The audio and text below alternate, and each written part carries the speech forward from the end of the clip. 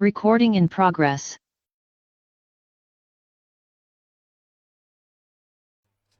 ফেসবুকে sound mute করলে ওটা ইয়ে করেছো?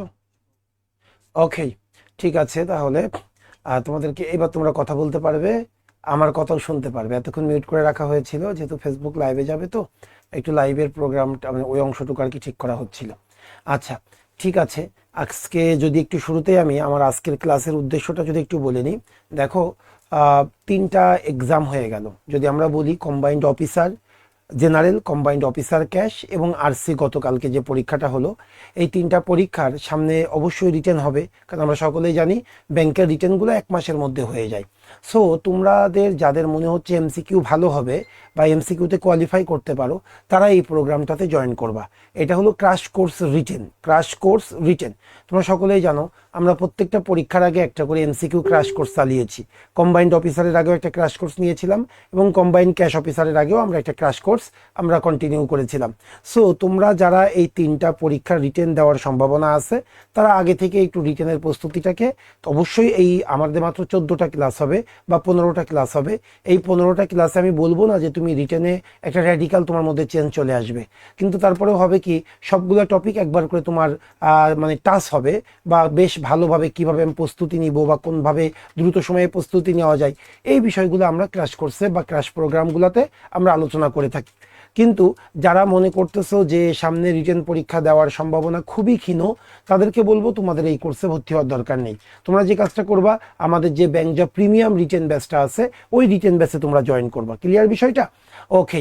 সো আজকে না, মাস্টার ব্যাচের ক্লাস এটা না, এটা আমরা মাস্টার ব্যাচের আমি রেগুলার যে ক্লাসটা নিই। বলো। প্রিমিয়াম ব্যাচটা কি চালু হয়েছে নতুন করে আবার? এটা বাপ্পি ভাইয়ের কাছে একটু খোঁজ নিবা।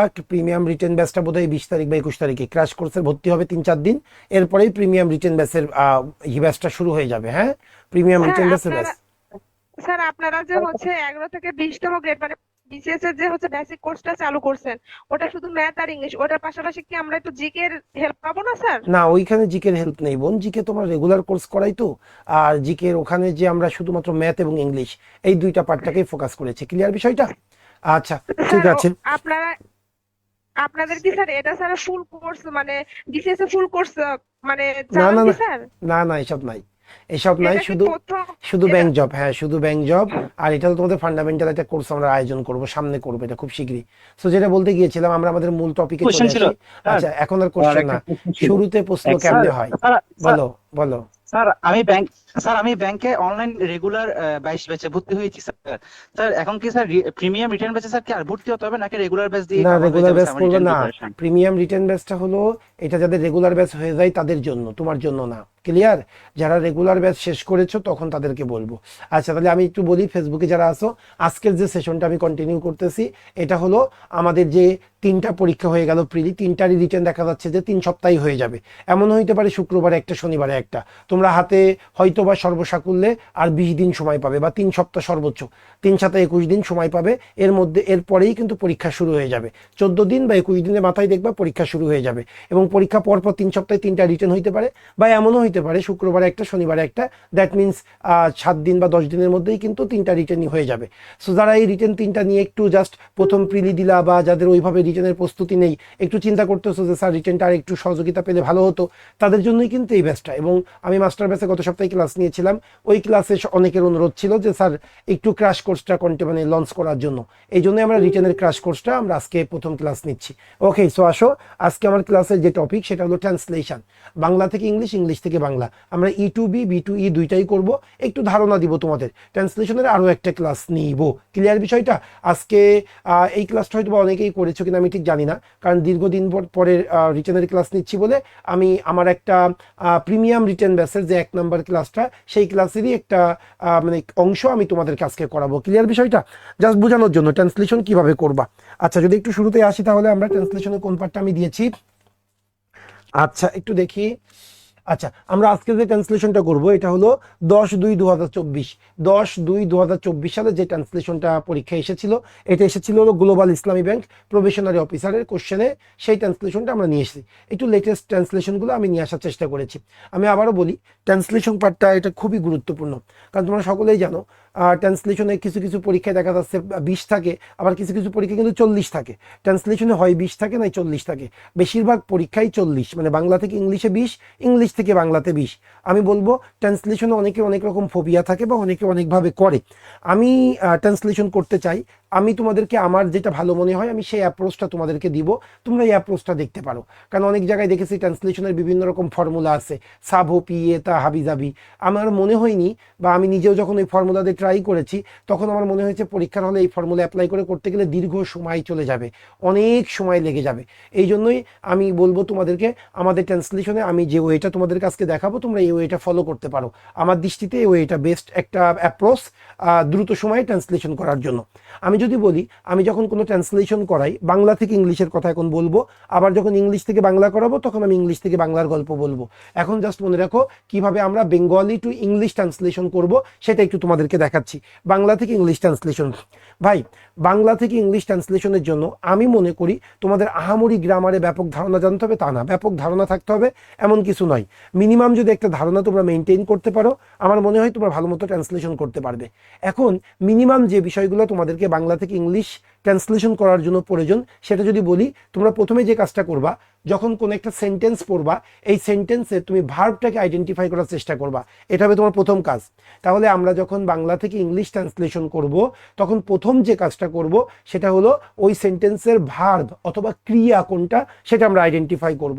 দ্বিতীয় যে বিষয়টা আমরা আইডেন্টিফাই করব সেটা হলো সাবজেক্ট, দ্যাট মিনস ওই ক্রিয়াটাকে সম্পাদন করতেছে তাকে আমরা খুঁজে বের করবো। তাহলে প্রথমে ভার্ব খুঁজবো, এরপরে আমরা সাবজেক্ট খুঁজবো, এরপরে দেখবো কোন টেন্সে আছে বাক্যটা, এরপরে জাস্ট অ্যাক্টিভে হবে নাকি প্যাসিভে হবে। তোমরা যদি এই 4টা বিষয় যদি একটা সেন্টেন্স পড়ে বুঝতে পারো বা উপলব্ধি করতে পারো, যে কোনো ট্রান্সলেশন যত বড়ই হোক না কেন তুমি অবসম্ভাবীভাবে ওই ট্রান্সলেশন করতে পারবে। তাহলে আমি আরেকবার বলতেছি, সবাই ভালো করে শোনো। আমরা যখন বাংলা থেকে ইংলিশ, একটু কম মনে হচ্ছে, অন্যদের ক্ষেত্রেও কি তাই? অন্যদের ক্ষেত্রেও কি তাই? তাড়াতাড়ি বলতে হবে, অন্যদের ক্ষেত্রেও কি তাই?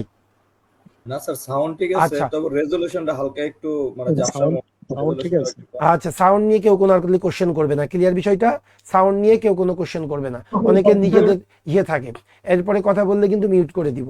আচ্ছা আশা, তাহলে না মিউট করবো না, তোমরা অবশ্যই পার্টিসিপেট করবে। যেটা বলতে গিয়েছিলাম, তাহলে আমরা যখন বাংলা থেকে ইংলিশ ট্রান্সলেশন করব প্রথম যে কাজটা করব, আমি প্রথমে বলে রাখি, প্রথম তোমরা যে কাজটা করবা সেটা হলো যে ভার্ব আইডেন্টিফাই করবা, দ্বিতীয়টা সাবজেক্ট আইডেন্টিফাই করবা, তৃতীয়টা কোন টেন্সে আছে, আর 4 নাম্বার হলো এটা অ্যাক্টিভে করব নাকি প্যাসিভে করব। এই 4টা যদি তোমরা বুঝতে পারো যে কোনো ট্রান্সলেশন তোমরা করতে পারবে।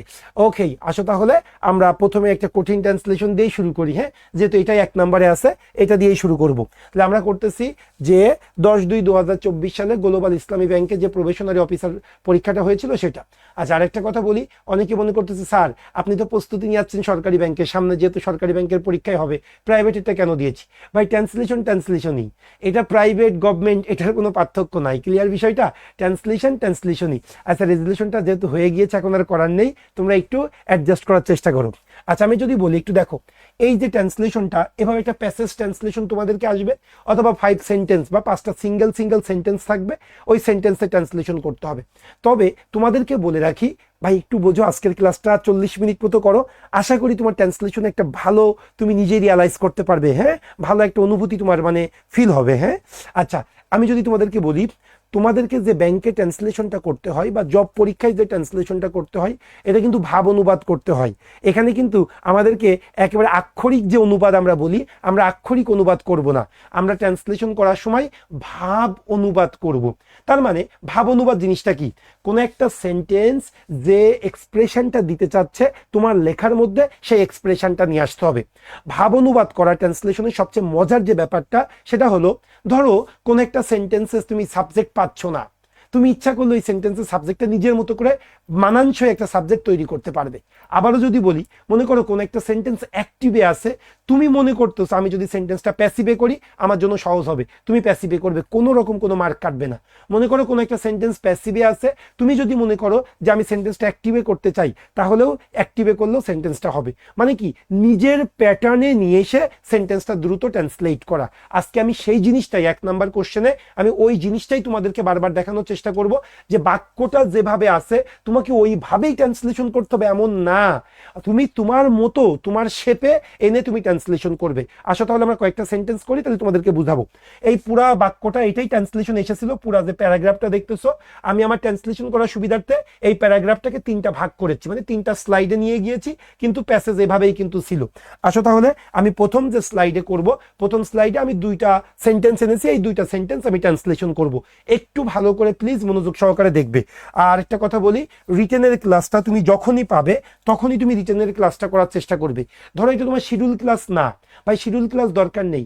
আমার ট্রান্সলেশন এটা সবসময় মনে করবা যে সব আমার পরীক্ষাতে ট্রান্সলেশন আসবে, আর ট্রান্সলেশন আমি টিচারদের সাথে যত বেশি ক্লাস করব তত তোমার ট্রান্সলেশন শেখার মানে ইয়েটা বাড়বে, হ্যাঁ আগ্রহটাও বাড়বে এবং তোমার ক্যাপাবিলিটিও কিন্তু ইনহ্যান্স করবে। আসো তাহলে আমরা কথা না বলে শুরু করি। 1 নম্বর সেন্টেন্সটা কি বলতেছে ভালো করে শুনবে। বাংলাদেশে পারচেজিং ম্যানেজার্স ইন্ডেক্স নামে অর্থনীতির গতিশীলতা নির্ণয়ে নতুন একটি সূচক চালু হতে যাচ্ছে। কি পাইলাম আমরা তাহলে? বাংলাদেশে পারচেসিং ম্যানেজার্স ইন্ডেক্স নামে অর্থনীতির গতিশীলতা নির্ণয়ে নতুন একটি সূচক চালু হতে যাচ্ছে। আমার কোশ্চেন করব, তুমি দ্রুত উত্তর দিবে। বলে এই বাক্যে ভার্ব কোনটা? দ্রুত বলতে হবে। এই বাক্যে ভার্ব কোনটা? এই বাক্যে ভার্ব কোনটা? ভেরি গুড, চালু হতে যাচ্ছে। ভেরি গুড, এটা হলো আমার ভার্ব, এটা হলো আমার ভার্ব। ভাই কোন জিনিসটা চালু হতে যাচ্ছে একটু কথা বলতে হবে। কোন জিনিসটা চালু হতে যাচ্ছে?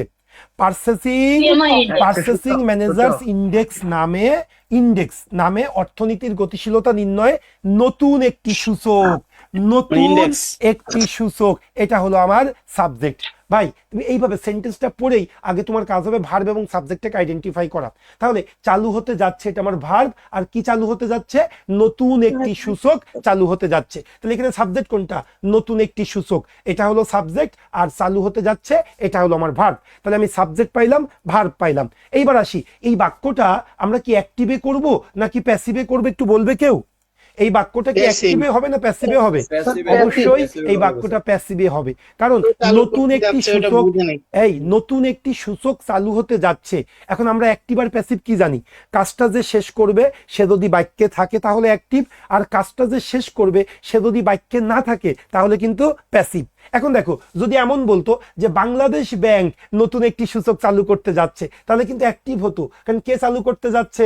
বাংলাদেশ ব্যাংক চালু করতে যাচ্ছে। তাহলে এখানে কে চালু করতে যাচ্ছে তার কথা বলা নাই, এই জন্য এই বাক্যটা কি হবে? প্যাসিভে হবে। তাহলে ব্যাস আমাদের যে জিনিসগুলো দরকার আমি পেয়ে গিয়েছি। তাহলে প্রথমে আমি ভার্ব খুঁজবো, তারপরে আমি সাবজেক্ট খুঁজবো, এরপরে টেন্স, চালু হতে যাচ্ছে ইজ গোয়িং টু, সবসময় মনে রাখবে ইজ গোয়িং টু, চালু হতে যাচ্ছে, শুরু হতে যাচ্ছে, is going two, am going to, is going to, are going two. Clear বিষয়টা?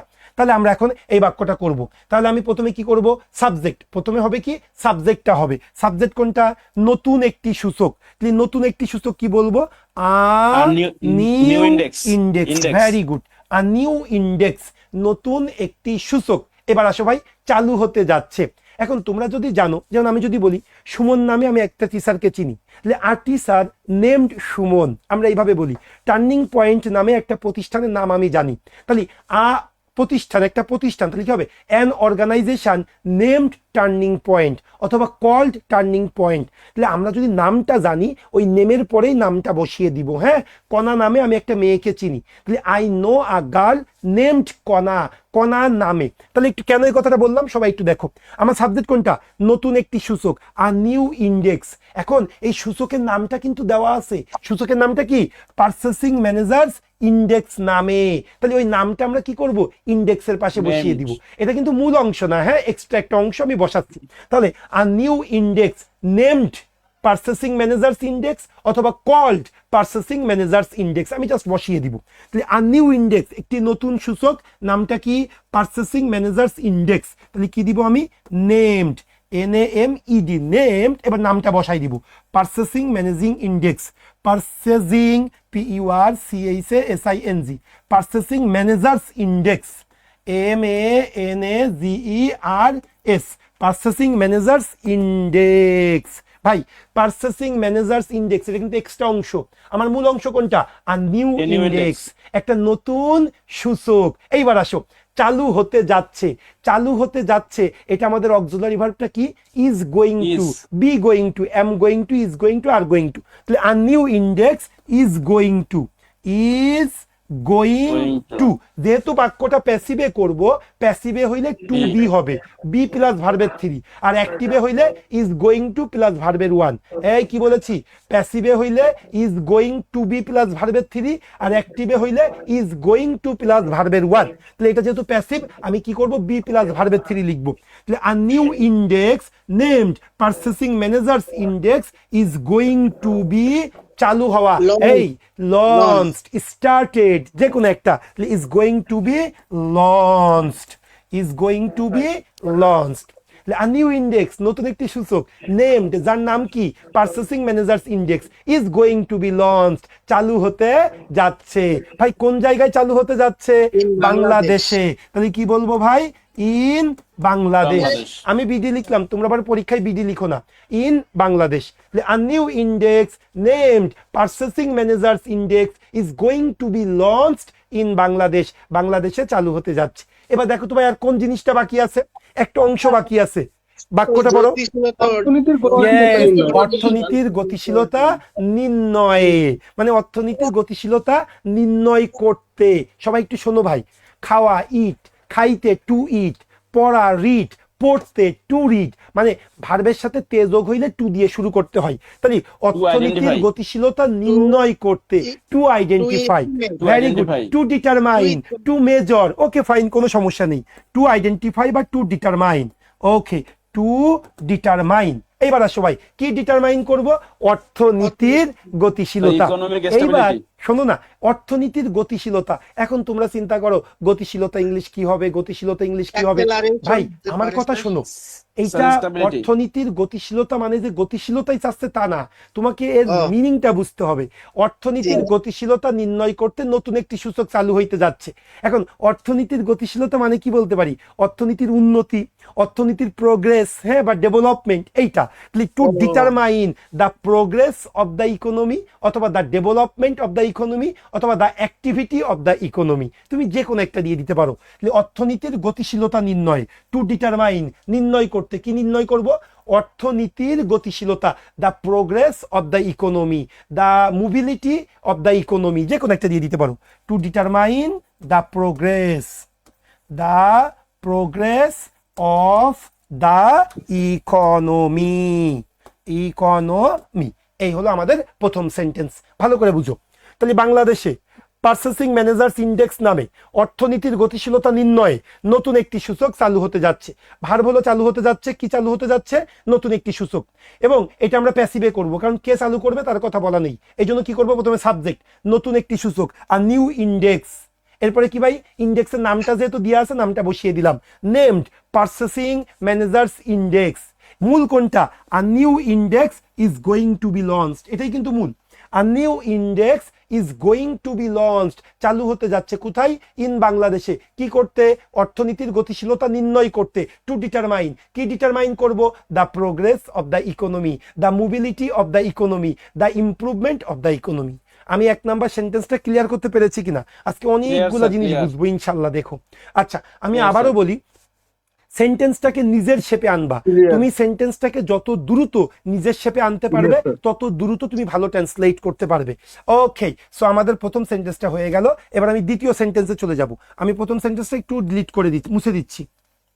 স্যার, ওকে, বলো। আপনি কথা বলার মাঝে অনেকজনই কথা বলে স্যার, যেটা আচ্ছা, কিনা বাকি লিখতে একটা সমস্যা হয়। একটু বলি, তোমরা হ্যাঁ একটু কম রেসপন্স করবো, ভাইবটা বুঝবা যে কোন জায়গায় আমার রেসপন্স করা উচিত। না হলে তুমি যদি বারবার কথা বলো আমার কথা বলার মাঝে, জিনিসটা কিন্তু ক্লিয়ার হবে না। হ্যাঁ, আবার তোমরা কথা না বললেও তো মনে হবে যে আমি ঘুমাই গিয়েছি।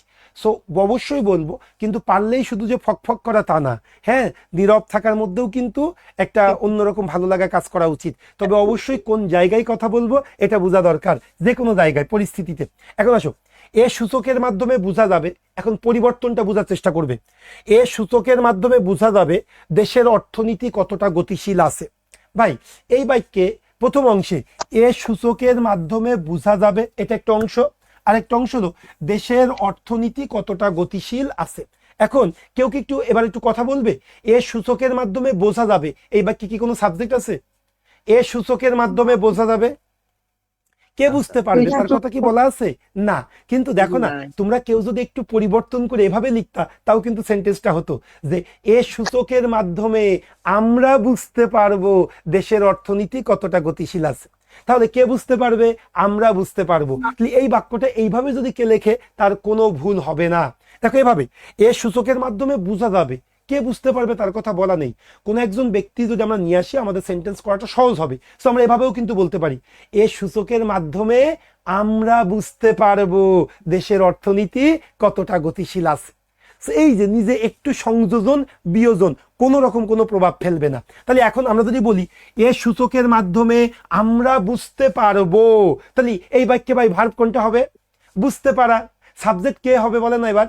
এ সূচকের মাধ্যমে আমরাটা সাবজেক্ট হবে। তাহলে আমরা বুঝতে পারবো, we will understand, future indefinite. তাহলে আসো এ সূচকের মাধ্যমে আমরা বুঝতে পারবো। তাহলে এ সূচকের মাধ্যমে কি বলতে পারি প্রথমে বলো না?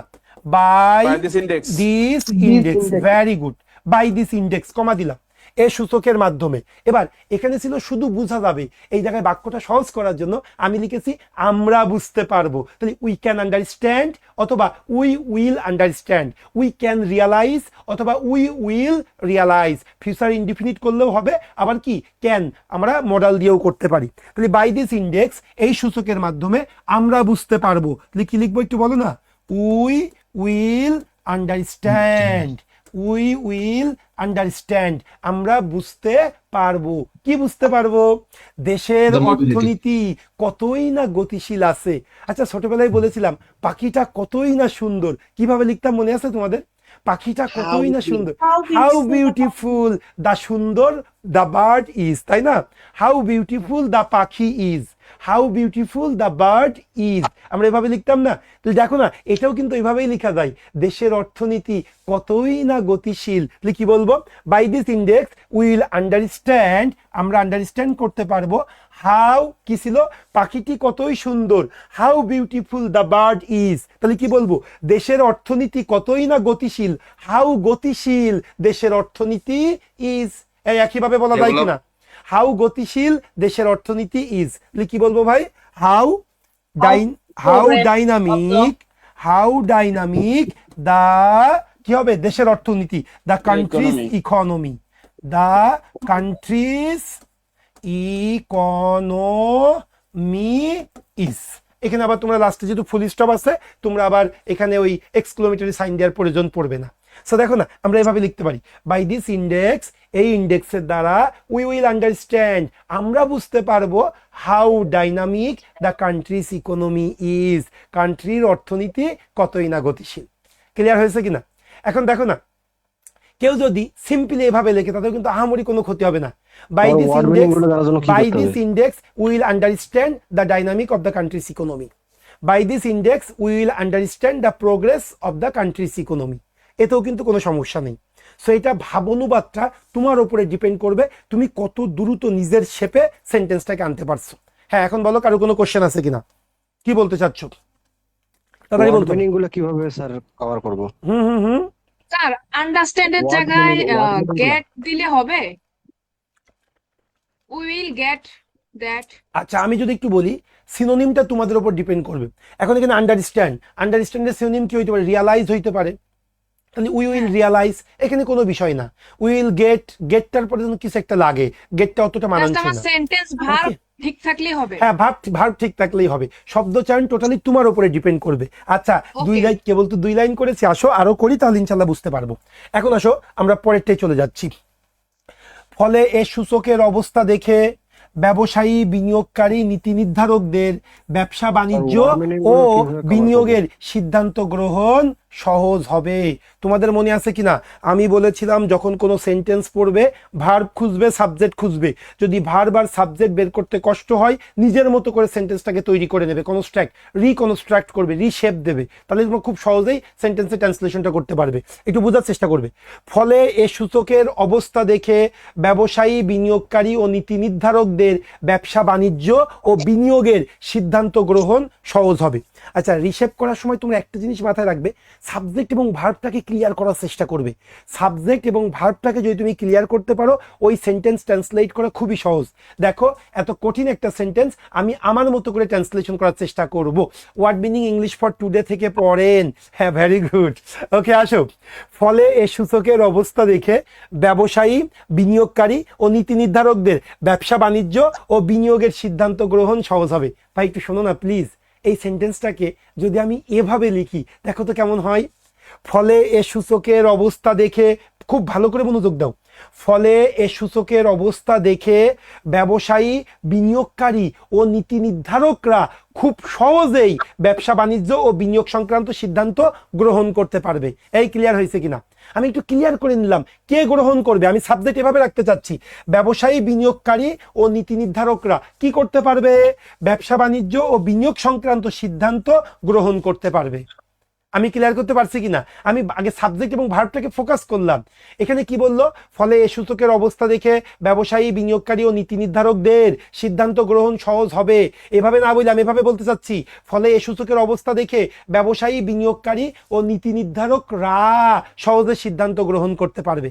এই আমার বাক্য যখন বলতেছি, এ সূচকের অবস্থা দেখে ব্যবসায়ী, বিনিয়োগকারী ও নীতি নির্ধারকরা সহজে সিদ্ধান্ত গ্রহণ করতে পারবে। এবার বলেন এই বাক্যে ভার্ব কোনটা? ক্লিয়ার হচ্ছে কিনা? ভার্ব কোনটা? দ্রুত। জি স্যার, গ্রহণ সহজ হবে না, সিদ্ধান্ত গ্রহণ করতে পারবে। আচ্ছা, কে সিদ্ধান্ত গ্রহণ করতে পারবে? কে সিদ্ধান্ত গ্রহণ করতে পারবে? বিনিয়োগকারীরা। কিন্তু তুমি যদি এই সেন্টেন্সটা পড়তা, এই সেন্টেন্সে কিন্তু সাবজেক্টটা বের করা একটু ইজি, কঠিন হতো, সহজ হতো না। তুমি এই সাবজেক্ট লিখতে গেলে কি হতো? ইট উইল বি ইজি, আমাকে ইট নিয়ে আসা লাগতো। কিন্তু আমি ইট না নিয়ে এসে আমি অ্যাকচুয়ালি ডিরেক্টলি চলে আসলাম। কে সিদ্ধান্ত গ্রহণ করবে? ব্যবসায়ী, বিনিয়োগকারী ও নীতি নির্ধারকরা। ওদের সিদ্ধান্ত গ্রহণটা সহজ হবে। তো দেখো ভাই, আমি একটু পরিবর্তন করেছি। এ সূচকের অবস্থা দেখে ব্যবসায়ী, বিনিয়োগকারী ও নীতি নির্ধারকরা সহজেই ব্যবসা বাণিজ্য ও বিনিয়োগ সংক্রান্ত সিদ্ধান্ত গ্রহণ করতে পারে, জায়গায় গ্রহণ করতে পারবে। এটাই আমাদের হয়ে গেল। তাহলে এখন আসো, হ্যাঁ বলো। আমি অ্যাক্টিভ সেন্টেন্সে নিয়ে চলে আসলাম। ইয়েস, অ্যাক্টিভ সেন্টেন্সে নিয়ে চলে আসলাম। এখন আসো তাহলে প্রথমে সাবজেক্ট। ফলে এই সূচকের অবস্থা দেখে, আগে বলো ফলে ইংলিশ কি লিখবো? ফলে অ্যাজ আ রিজাল্ট, আমি লিখলাম অ্যাজ আ রিজাল্ট। ওকে, এবার আসি প্রথমে, ব্যবসায়ী, বিনিয়োগকারী ও নীতি নির্ধারকরা সহজেই সিদ্ধান্ত গ্রহণ করতে পারবে। প্রথমে সাবজেক্ট লিখবো। সাবজেক্টকে ব্যবসায়ীরা কি বলবো? ইংলিশ কি বলবো? বিজনেসম্যান, কমা বিনিয়োগকারীরা কি বলবো? ইনভেস্টরস এন্ড আরেকটা কি আছে? নীতি নির্ধারকরা, policy makers and policy makers সহজেই সিদ্ধান্ত নিতে পারে, সহজেই সিদ্ধান্ত গ্রহণ করতে পারে। তাহলে সহজেই সিদ্ধান্ত গ্রহণ করতে পারে কি বলতে পারি বলো না? ট্রান্সলেশনটা can easily make. Very good. Will না দিয়ে ক্যান দাও না, সহজেই সিদ্ধান্ত গ্রহণ করতে পারে। Can easily make, can easily make, can easily take. Very good, যে কোনো একটা। তাহলে policy makers can easily take, can easily make করতে পারে। কি মেক করতে পারে? সিদ্ধান্ত। ভাই কি সংক্রান্ত সিদ্ধান্ত? আরো ক্লিয়ার হোক। ব্যবসা বাণিজ্য ও বিনিয়োগ সংক্রান্ত সিদ্ধান্ত। ব্যবসা বাণিজ্য ও বিনিয়োগ সংক্রান্ত সিদ্ধান্ত। ব্যবসা বাণিজ্য কি? ট্রেড, বিনিয়োগ ইনভেস্টমেন্ট, ট্রেড অ্যান্ড ইনভেস্টমেন্ট সংক্রান্ত সিদ্ধান্ত, related decision. Very good. As a result, businessmen, investors and policy makers can easily take, সহজেই গ্রহণ করতে পারে। কি গ্রহণ করতে পারে? ব্যবসা বাণিজ্য ও বিনিয়োগ সংক্রান্ত সিদ্ধান্ত। Can easily take, trade, can easily take, গ্রহণ করতে পারবে। কি গ্রহণ করতে পারবে?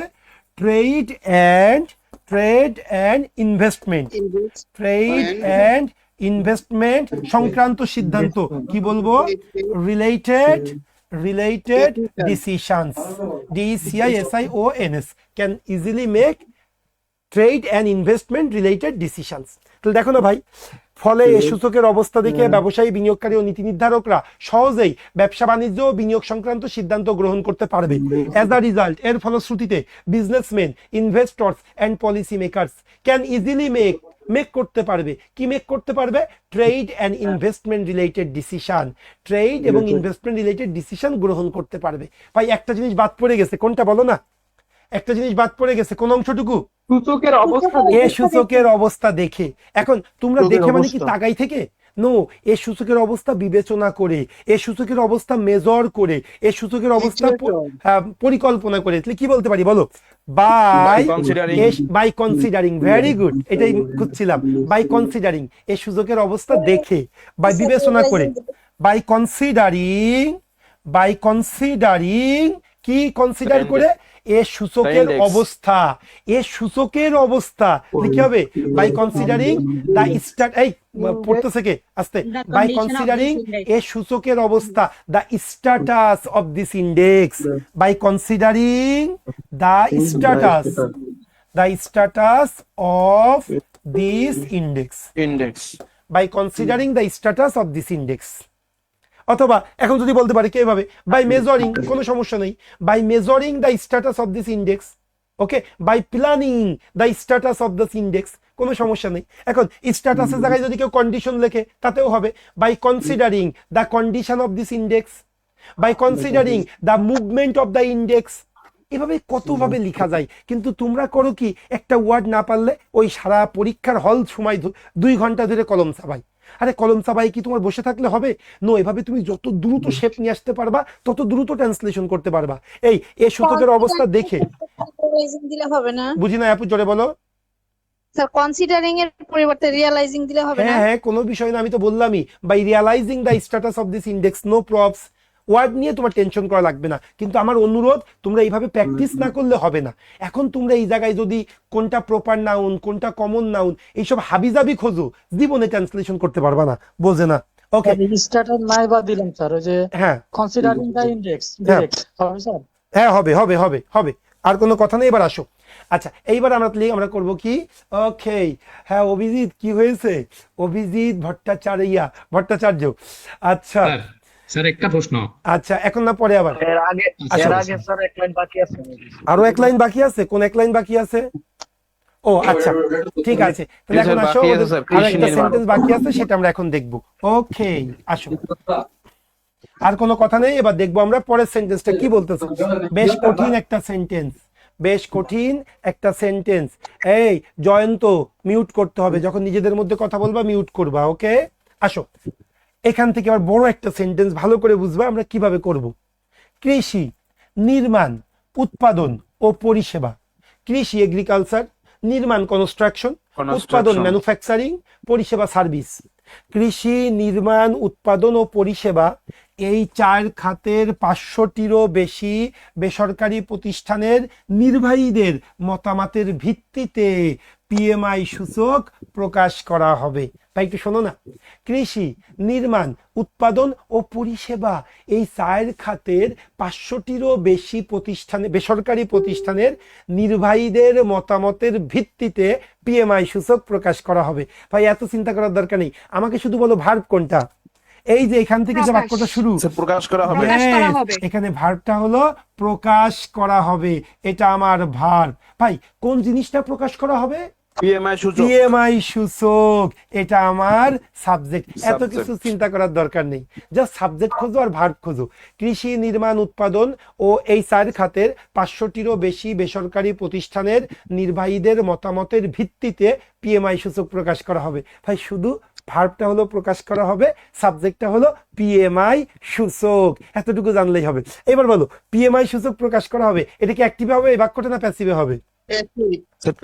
অবশ্যই প্যাসিভে হবে। অ্যাক্টিভ কেন হবে? যদি বলতো 500টিরও বেশি বেসরকারি প্রতিষ্ঠানের নির্বাহীদের মতামতের ভিত্তিতে বাংলাদেশ ব্যাংক পিএমআই সূচক প্রকাশ করবে, অর্থ মন্ত্রণালয় পিএমআই সূচক প্রকাশ করবে, বাংলাদেশ সরকার পিএমআই সূচক প্রকাশ করবে, তখন ওটা অ্যাক্টিভ হতো, কারণ কে করবে সে আছে, এখন কে করবে সে নাই, এই জন্য এই বাক্যটা প্যাসিভে করব। ক্লিয়ার বিষয়টা? তাহলে এখন আসো, প্যাসিভে প্রকাশ করা হবে, ফিউচার ইনডিফিনিট। তাহলে প্রথমে অবজেক্টকে সাবজেক্ট করব। সাবজেক্ট কোনটা? পিএমআই সূচক। তাহলে পিএমআই ইন্ডেক্স। ফিউচার ইনডিফিনিটের প্যাসিভ কি? উইল বি অথবা শল বি প্লাস ভার্বের 3। তাহলে PMI index will be published, will be published. The PMI index, PMI সূচকটি উইল বি পাবলিশড, পাবলিশ করা হবে। এখন আসেন ভাই, কিসের ভিত্তিতে পাবলিশ করা হবে? কৃষি, নির্মাণ, উৎপাদন, পরিষেবা এই 4 খাতের 500টিরও বেশি 500টিরই বেশি বেসরকারি প্রতিষ্ঠানের নির্বাহীদের মতামতের ভিত্তিতে, এই ভিত্তিতে যদি হয় আমরা কি বলি, based on. The PMI index will be published based on. PMI index will be published based on. Okay. Will be published based on মতামতের ভিত্তিতে। এবার আসেন ভাই সেই দিক থেকে শুরু করবেন। কিসের মতামতের ভিত্তিতে? নির্বাহীদের মতামতের ভিত্তিতে, নির্বাহীদের মতামতের ভিত্তিতে। বেসড অন দা মতামত, opinions, based on the opinions, কাদের অপিনিয়ন্স? নির্বাহীদের।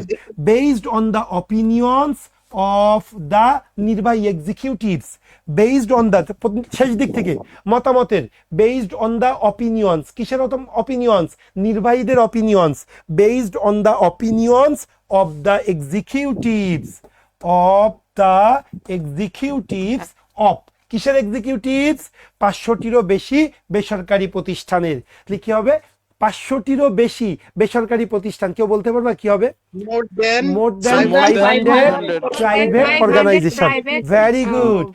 দেখো না, on the opinions, based on the opinions, কিসের অপিনিয়ন্স? অফ দ্য এক্সিকিউটিভস, এক্সিকিউটিভসদের অপিনিয়ন। কোন এক্সিকিউটিভস? মোর দেন 500 বেসরকারি প্রতিষ্ঠান। অফ মোর দেন 500 কি বেসরকারি প্রতিষ্ঠান, প্রাইভেট ইনস্টিটিউশনস, প্রাইভেট ইনস্টিটিউশনস। আচ্ছা, কোন প্রাইভেট ইনস্টিটিউশনস? কৃষি, নির্মাণ, উৎপাদন ও পরিষেবা, এই 4 খাতের, এই 4 খাতে, তাই না? তাহলে মোর than 500 private institutions from the 4 sectors of, এই 4 খাত থেকে। কি লিখবো আমরা? ফ্রম, এই 4 খাত থেকে কি বলবো? From the 4 sectors, ACCTORS, from the 4 sectors of, এবার কৃষি, এই 4 খাত থেকে, ফ্রম দা 4 সেক্টরস অফ, এবার আসো কৃষি, অফ এগ্রিকালচার, কমা, এরপরে কি? নির্মাণ, কনস্ট্রাকশন, এরপরে কি আছে বলো? কনস্ট্রাকশনের পরে উৎপাদন, ম্যানুফ্যাকচারিং,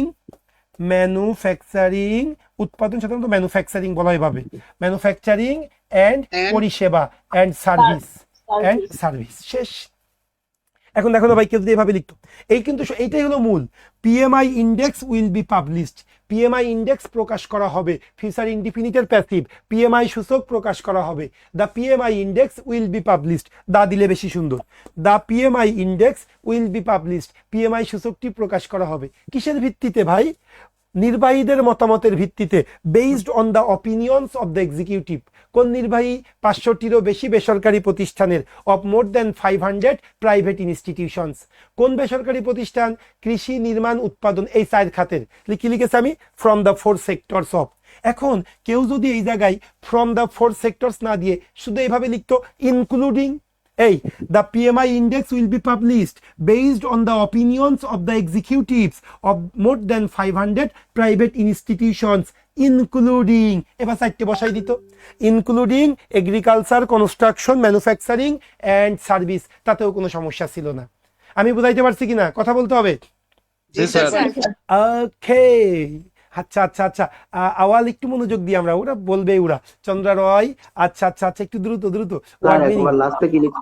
আচ্ছা, লাস্টে হলো manufacturing and service, SERVIC, service.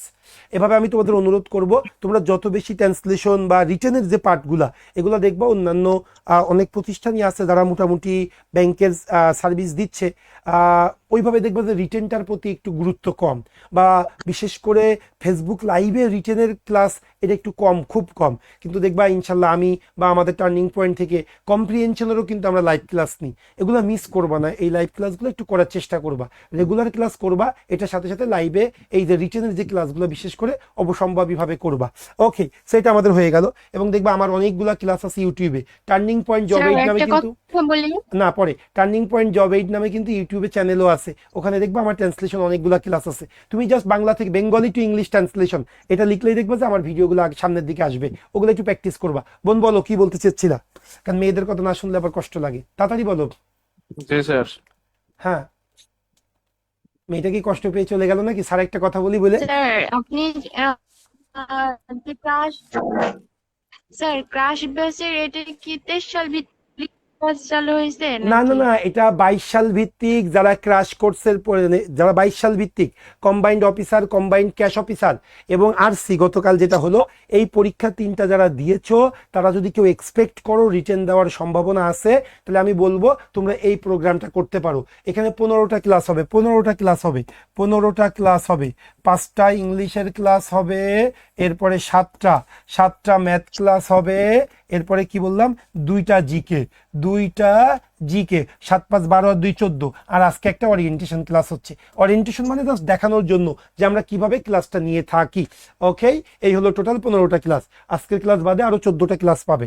আশা করি বেশ ভালো, মানে খুবই অল্প টাকায়। বাপ্পি ভাই একটু পরে আসবে, বাপ্পি ভাই টাকাটা বলবে যে কত টাকা এই কোর্সটা করতে পারবা, এই 15টা ক্লাসের জন্য কয় টাকা তোমাদেরকে ফিক্সড করা হয়েছে। তবে আমি বলবো যদি কোনো সম্ভাবনা থাকে রিটেন দেওয়ার, অবশ্যই তোমরা কোর্সটা করে নেবে, কারণ ওই টাকায় তোমরা একটা ভালো সাপোর্ট পাবে এবং কনফিডেন্স লেভেলটা বাড়বে। পরে কথা হবে, আসো এবার আমরা এটা আগে শেষ করবো, একটা কোশ্চেন শেষ করি তাহলে ভালো লাগবে। সবাই একটু, পিএমআই সূচকটি 0 থেকে 100 নম্বরের মধ্যে পরিমাপ করা হবে। পিএমআই সূচকটি 0 থেকে 100 নম্বরের এই স্কেলে পরিমাপ করা হবে। আচ্ছা আগে বলো ভার্ব কোনটা এই বাক্যের? পিএমআই পরিমাপ করা হবে। Very good, Measured. পরিমাপ করা হবে, এটা হলো আমার ভার্ব। ভাই কোন জিনিসটা পরিমাপ করা হবে? পিএমআই সূচকটি, তাহলে এটা হলো আমার সাবজেক্ট।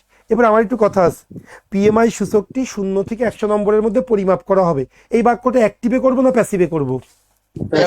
Passive, very good. এই যে অ্যাক্টিভ প্যাসিভ এটা এমনি আসবে। আর আমরা ছোটবেলায় শিখছি I am eating rice, rice is being eaten by me. আমি ভাত খাই, ভাত আমার দ্বারা খাওয়া হয়। আরে ভাত আমার দ্বারা খাওয়া হয় জীবনে বলছি বাঙালিরা আমরা, ইংরেজিটা তো কখনোই বলবে না, ওরা তো আমাদের থেকে অনেক স্মার্ট। আচ্ছা সেই জন্য একটু আসল মিনিংটা বোঝার চেষ্টা করবে।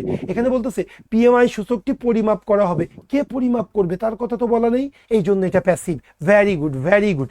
আচ্ছা তাহলে এখন আসো আমরা একটু লিখবো, পিএমআই সূচকটি 0 থেকে 100 নম্বরের মধ্যে পরিমাপ করা হবে। তাহলে পরিমাপ করা হবে আমি ফিউচারে করতে চাচ্ছি, ফিউচার ইনডিফিনিটের প্যাসিভ। তাহলে প্রথমে অবজেক্টকে সাবজেক্ট, পিএমআই সূচক, দা পিএমআই ইন্ডেক্স, দা পিএমআই ইন্ডেক্স পরিমাপ করা হবে, উইল বি মেজার্ড। যেহেতু ফিউচার ইনডিফিনিটের প্যাসিভ শ্যাল বি বা উইল বি প্লাস ভার্বের 3, একটু আগেই বলেছি। Will be measured, MEASURED, will be measured, পরিমাপ করা হবে। কোন স্কেলে? 0 থেকে 100 নম্বরের মধ্যে। অন দ্য স্কেল অফ, সাধারণত কোনো কিছু পরিমাপ করার ক্ষেত্রে না, on the scale of 0 to 100, on the scale from 0 to 100 এটা দিতে পারো, কিন্তু পরিমাপ করার ক্ষেত্রে অন দ্য স্কেল এটা একটু বেশি সাউন্ডস গুড। তাহলে একটু মনে রেখো, হ্যাঁ, অন দ্য স্কেল অফ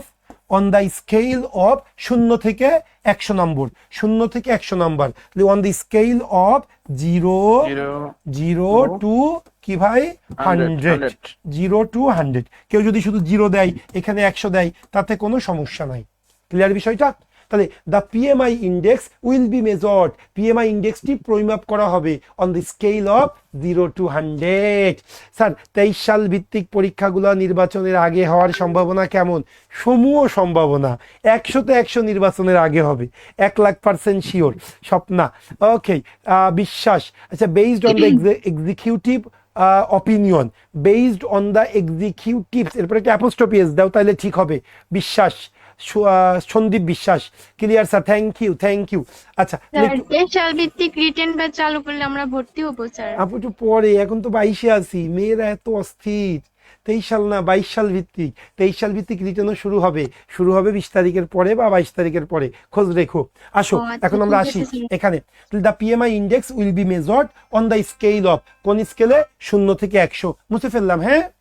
আচ্ছা এবার আসলে আমরা পরের সেন্টেন্সটা চলে যাব। পরের সেন্টেন্সটা কি বলতেছে একটু বোঝার চেষ্টা করবে, নিজের শেপে নিয়ে আসবে, তাহলে দেখবা ট্রান্সলেশন করা খুবই সহজ। যেমন দেখো এটা কি, আগের মাসের তুলনায় স্কোর 50-এর বেশি হলে অর্থনীতি সম্প্রসারণ, আর স্কোর 50-এর নিচে হলে সংকোচন বুঝাবে। ভাই বড় একটা সেন্টেন্স, ভালো করে দেখো। আগের মাসের তুলনায় স্কোর 50-এর বেশি হলে অর্থনীতির সম্প্রসারণ বুঝাবে, আর স্কোর 50-এর কম হলে অর্থনীতির সংকোচন বুঝাবে। এটা তো আছেই, একটু জাস্ট নিজের শেপে কেউ কি বলবে যে স্যার এইভাবে লেখা যায় কিনা? আমি এখানে কিছু একটা নিয়ে আসতে চাচ্ছি। আগে ইফ ইয়েস, যদি কথাটি আনলে না মনটা ভরে যাচ্ছে। যদি আগের মাসের তুলনায় স্কোর 50-এর বেশি হয় এটা অর্থনীতির সম্প্রসারণ বুঝাবে, আর যদি 50-এর কম হয় এটা অর্থনীতির সংকোচন বুঝাবে। সো যদি কথাটি আনলে বেশি যেন ক্লিয়ারলি বলতে পারতেছি। সো ইফ নিয়ে আসলে এটা বেশি সুন্দর। সো দেখেন এখানে কিন্তু ইফ নাই, কিন্তু আমি সেন্টেন্স করতে গেলে ইফ নিয়ে আসতে পারি। এখন ইপি নিয়ে আসতে হবে তা না, আমি জাস্ট বলতেছি এটা ওয়ে, কিন্তু এটাই ছাড়া যে আনসার হবে না তা কিন্তু না। আর এসব প্রশ্ন করলে আলাদা টাইম দেবে শেষে। আর yes yes yes yes okay Raha, আসল জিনিস তাকাও। আগের মাসের তুলনায় স্কোর 50-এর বেশি হলে অর্থনীতি সম্প্রসারণ বুঝাবে। আমি এতটুকু লিখবো, আমি এভাবে লিখতে চাচ্ছি, যদি আগের মাসের তুলনায় স্কোর 50-এর বেশি হয় এটা অর্থনীতির সম্প্রসারণকে নির্দেশ করবে। তাহলে কি লিখবো? যদি স্কোর 50-এর বেশি হয় আগের মাসের তুলনায়, এইটুকু অংশ বলো। যদি স্কোর 50-এর বেশি হয় কি হবে? এই একজন বারবার বলবে না, অন্যরাও বলবে। যদি স্কোর 50-এর বেশি হয়, আরেকবার বলো। If the score is, very good, বলো। ইফ দ্য স্কোর ইজ 50-এর বেশি, if the score is, very good, if the score is more than 50। এই শো, এবার অতীত গত মাসের তুলনায় মানে আগের মাসের তুলনায়, তাহলে কি বলবো? Compare to the last month. Nice nice. এখন আসো, আগের মাসের তুলনায় যদি স্কোর 50-এর বেশি হয়, এখন তোমরা লিখতেই চাও না, লিখলে তো অবশ্যই পারবে, তোমরা প্র্যাকটিসই করতে চাও না, এটি একটা বড় ভুল ধারণা ভাইয়া। এখন শোনো, ইফ যদি স্কোর 50-এর বেশি হয়, ইফ দ্য স্কোর ইজ 50-এর বেশি, is more than 50, is more than 50। If the score is more than 50 কিসের তুলনায়? আগের মাসের তুলনায়। Compare to, very good, compare to the last month, compare to the last month, হয়ে গেল। ইফ দ্য স্কোর, দেখো যদি পরে ভাই কি ইউজ করা যাবে না এর মধ্যে কেন? আগে শেষ করি সেন্টেন্সটা। ওয়ার্ড একটা ওয়ার্ড তো কোনো ব্যাপার না, সিনোনিম। মেইন তো সেন্টেন্স স্ট্রাকচার। বাঙালিরা আসল জিনিস না নিয়ে অন্য কিছু দিয়ে টানাহাসড়া করে।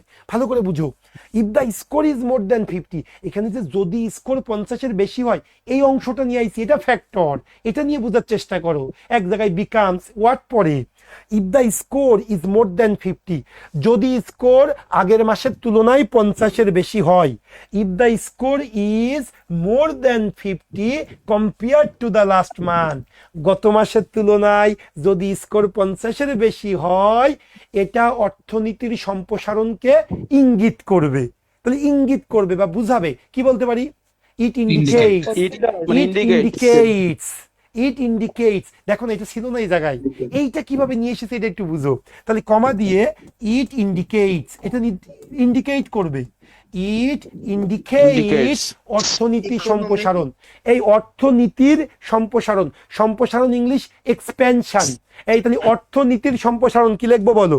ইট indicates expansion of economy. Very good, অর্থনীতির সম্প্রসারণ, the expansion of the economy. করিমের বাড়ি, দ্য হাউস অফ দ্য করিম।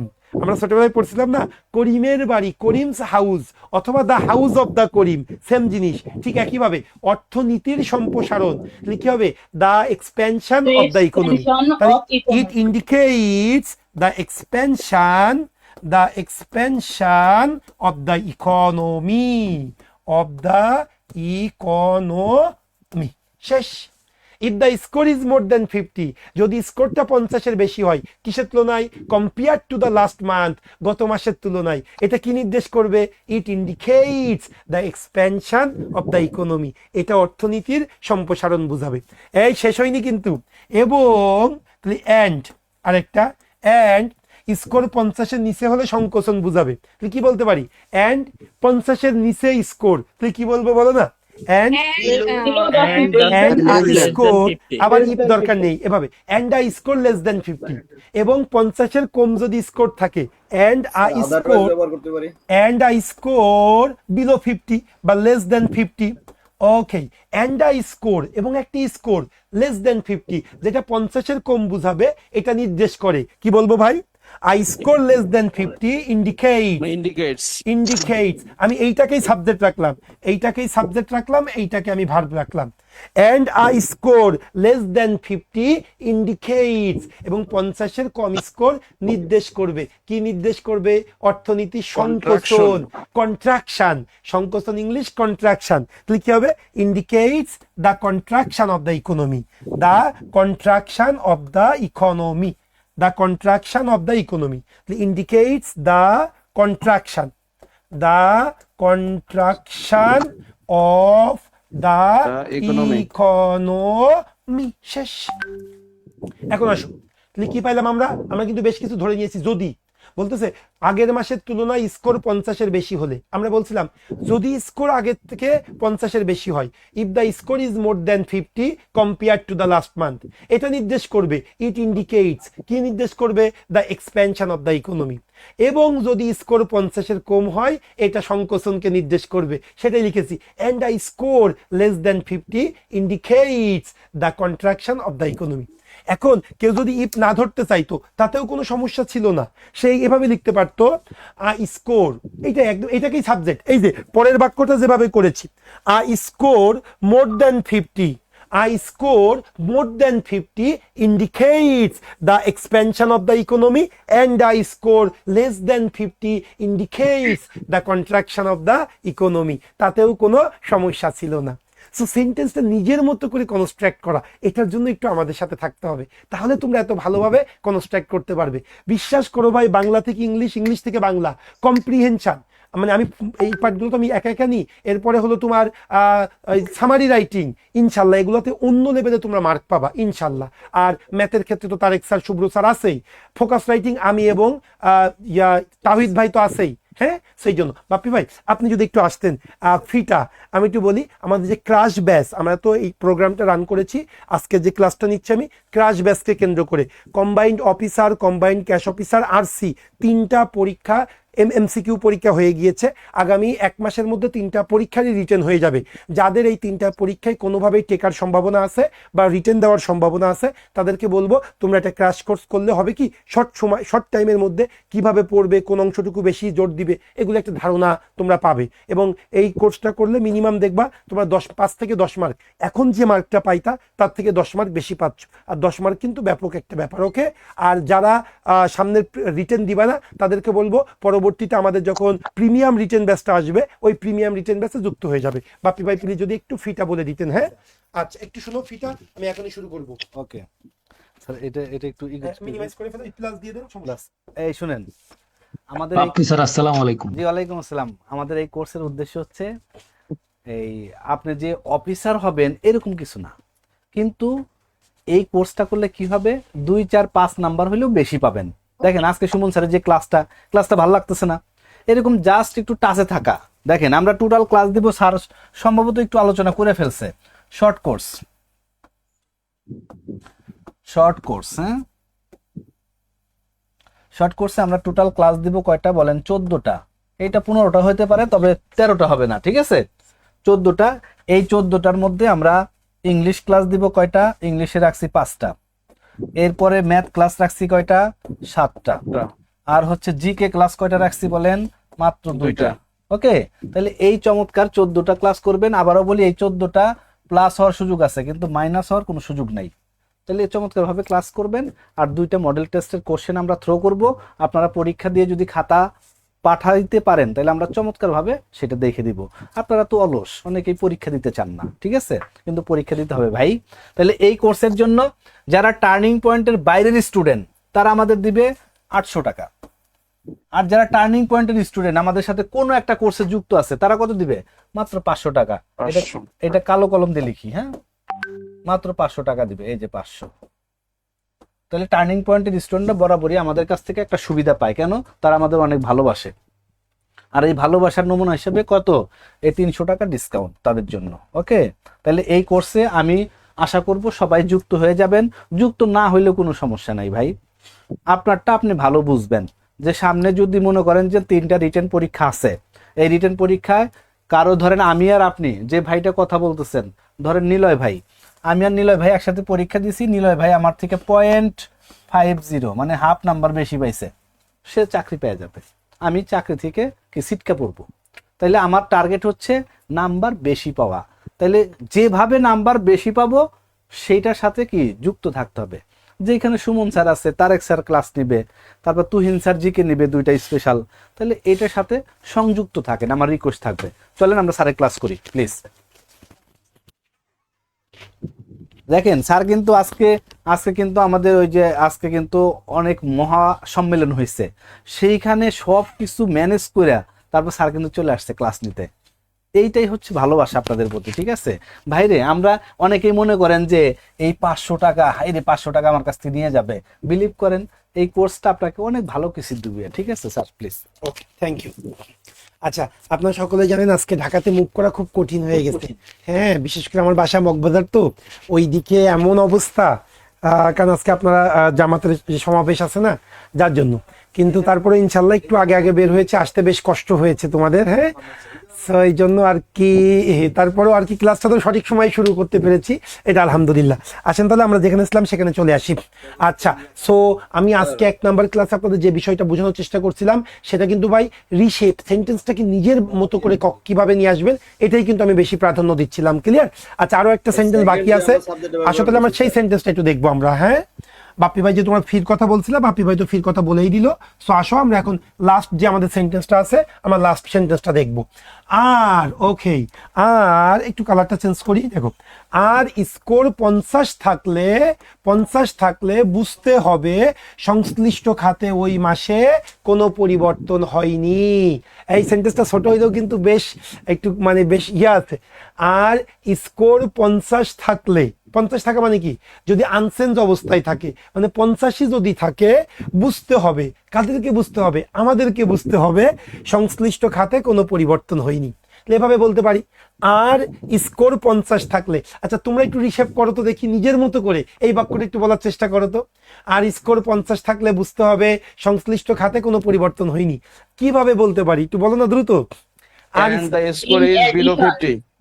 আচ্ছা, আচ্ছা, ওই মেয়ে যেটা বললো যদি, আর যদি স্কোর 85 থেকে যায়, and if the score 85 যদি থেকে যায়, তাহলে এই দেখো যদি কথাটা ওকে, and when the score equals to 50, এরপরে বুঝতে হবে, কে বুঝবে, এই জায়গায় আমরা নিয়ে আসলে বেশি সুন্দর হয়, আমরা। ইয়েস, এবার কথা শোনো, আমি এভাবে লিখতে চাচ্ছি, আর যদি স্কোর 85 থেকে যায়, তাহলে কি বলবো, if the score remain 50, এই 85 থেকে যাওয়া মানে কি, রিমেইনস করা, তাহলে কি হবে, and if the score কতক্ষণ, and if the score remains 50, যদি স্কোরটা 85 থেকে যায়, বুঝতে হবে মানে কি, আমরা আমাদেরকে বুঝতে হবে, উই উইল আন্ডারস্ট্যান্ড, আমরা বুঝতে পারবো। ইফ দ্য স্কোর রিমেইনস 50, যদি স্কোর 85 থেকে যায়, উই উইল আন্ডারস্ট্যান্ড, আমরা বুঝবো যে সংশ্লিষ্ট খাতে কোনো পরিবর্তন হয়নি। উই উইল আন্ডারস্ট্যান্ড দ্যাট, আমরা বুঝতে পারবো যে কোনো পরিবর্তন হয়নি। কি হবে বলো তো? Very good, there is no sense, কোনো পরিবর্তন হয়নি, সেইটুকু আগে লিখি। আর স্কোর 50 থাকলে, and if the score 85 যদি থাকে, remains 50, and if the score remains 50, যদি স্কোরটা 85 থেকে যায়, আমরা বুঝবো যে we will understand that, একটা মেয়ে রিয়ালাইজ বলেছিল, কোনো সমস্যা নেই, we will realize that সংশ্লিষ্ট খাতে কোনো পরিবর্তন হয়নি, we will realize that there is no change, okay, there is no change, কোনো পরিবর্তন হয়নি, কোন খাতে, সংশ্লিষ্ট খাতে, relevant field, ওকে। আর কি বলো, আর কেউ, there is no change, stable হবে। আচ্ছা, okay, there is no change কোন খাতে বলো? সংশ্লিষ্ট খাত কি বলবো? There is no change. corresponding to that sector. আচ্ছা, and there is no change সংশ্লিষ্ট খাতে কি বলবো? In that sector, in that sector, ওই খাতে কোনো পরিবর্তন হয়নি ওই মাসে। ইন দ্যাট সেক্টর, ইন কি ভাই? That month. ওকে, এই জাস্ট, আর কোনো কিছু দরকার নেই।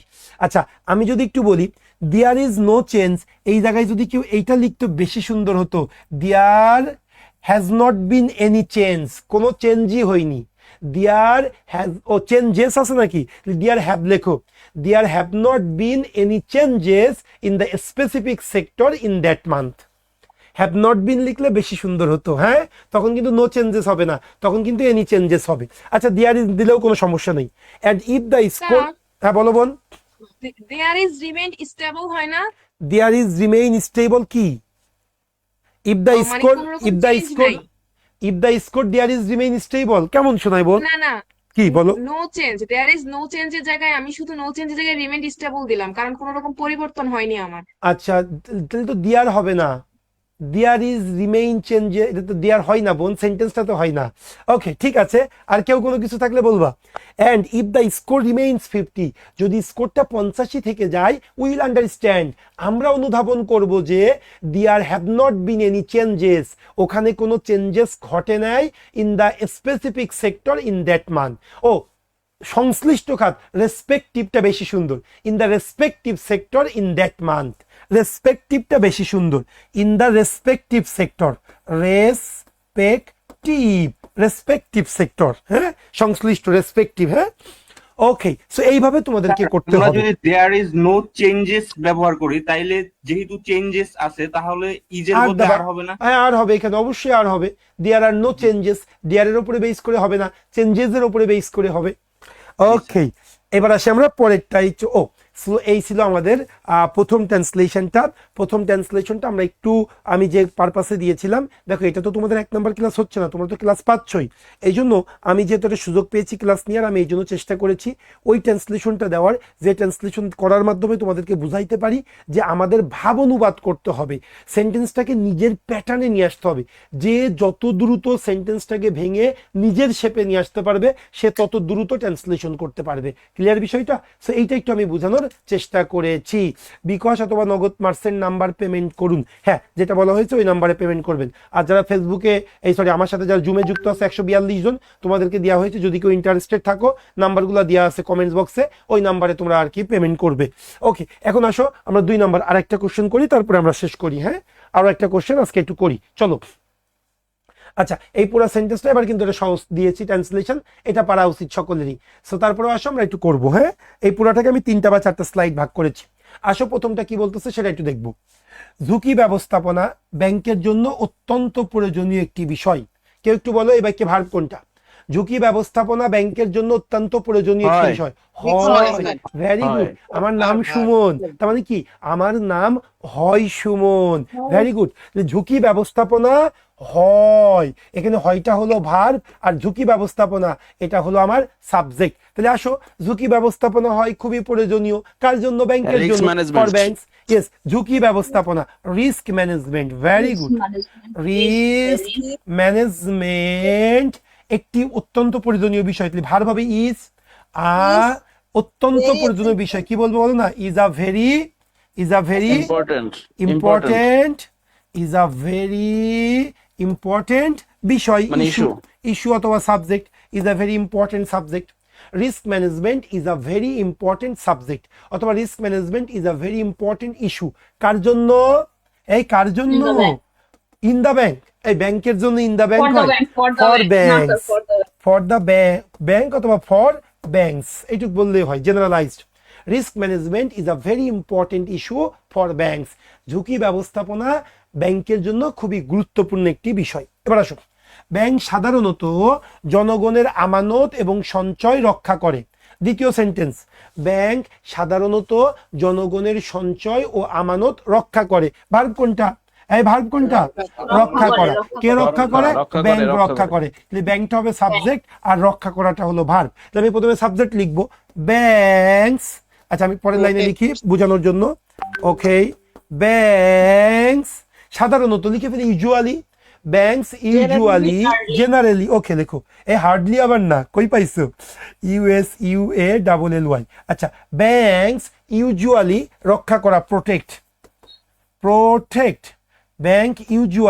ব্যাংকস ইউজুয়ালি প্রোটেক্ট, ব্যাংক সাধারণত রক্ষা করে, কি রক্ষা করে, জনগণের। এই কথা শোনো, তোমাদেরকে একটা ভালো জিনিস শিখাই দিই, তোমরা বুঝো না, এটা এমনি তো শেখার কথা, তারপরে তোমাদেরকে বলি আলাদা করে, একটু আগেও বললাম, সবাই শোনো, করিমের বাড়ি, হ্যাঁ এই ট্রান্সলেশনটা আমরা কিভাবে লিখি একটু ভালো করে দেখো তো। করিমের বাড়ি, এই র থাকার কারণে আমরা কি লিখি, করিমস হাউস, করিমস হাউস। একটু সবাই দেখো ভাই, এই যে র কথাটি করিমের বাড়ি, এই র থাকার কারণে আমরা অ্যাপোস্ট্রফি এস দিই, করিমস হাউস। কিন্তু এই র থাকলে আরো এক প্যাটার্নে সেন্টেন্সটা লেখা যায়, সেই প্যাটার্নটা তোমাদের যদি বলি, এই যে দেখো প্যাটার্নটা হবে এই, দা নাউন অফ নাউন, এই প্যাটার্নটার কথাও তোমরা মনে রাখবা।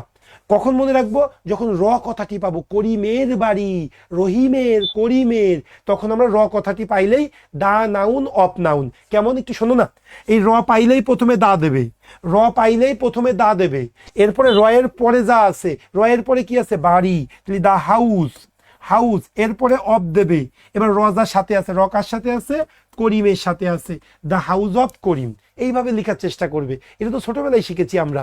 কেন এই কথা বললাম, এই যে দেখো, ব্যাংক সাধারণত জনগণের আমানত সঞ্চয় রক্ষা করে, ব্যাংকস ইউজুয়ালি প্রোটেক্ট, কি প্রোটেক্ট করে, সাধারণ জনগণের আমানত সঞ্চয়। এই র কথাটি আছে না, সাধারণ জনগণের আমানত সঞ্চয়, যখনই র কথাটি পাবে তখনই দা বসাবে।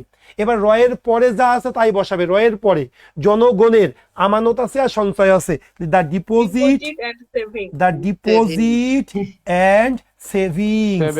Deposit and savings. এরপরে কি হবে, অফ হবে, অফ, ওই যে স্ট্রাকচারের of, the deposits and savings of the সাধারণ জনগণ, of the common people, of the common people. এটা পাগলটা, এই বিপুল বন্ধ করো, মিউট করো। ওকে, তাহলে দেখো না, এই স্ট্রাকচারটা তোমরা একটু ফলো করো, তোমাদের অনেক কাজে লাগবে। দ্বিতীয় সেন্টেন্সটা কি ছিল, ব্যাংক সাধারণত জনগণের আমানত ও সঞ্চয় রক্ষা করে, ব্যাংকস ইউজুয়ালি প্রোটেক্ট, কি প্রোটেক্ট করে, সাধারণ জনগণের আমানত, র থাকলেই দা লিখবো, দা। এবার র এর পরে কি আছে, আমানত ও সঞ্চয়, দ্য ডিপোজিট অ্যান্ড সেভিংস, এরপরে অফ, এরপরে রজার সাথে সাধারণ জনগণ, অফ দ্য কমন পিপল। হ্যাঁ, কে কি বলতে চাইছিলা বলো দ্রুত। কেন বোন, ও সাধারণত নাই না, সাধারণ জনগণের আছে। ওকে, তাহলে ইউজুয়ালিটা বাদ দিয়ে দাও, banks protect the deposit and savings of the common people.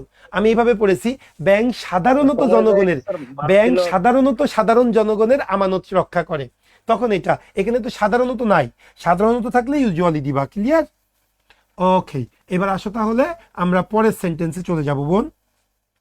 হ্যাঁ, লাস্ট ওয়ান, ব্যাংক একটি সুনির্দিষ্ট নীতি কাঠামোর আওতায় ঝুঁকি ব্যবস্থাপনা করে, ব্যাংক একটি সুনির্দিষ্ট ঝুঁকি ব্যবস্থাপনার আওতায়, ব্যাংক একটি সুনির্দিষ্ট নীতি কাঠামোর আওতায় ঝুঁকি ব্যবস্থাপনা করে।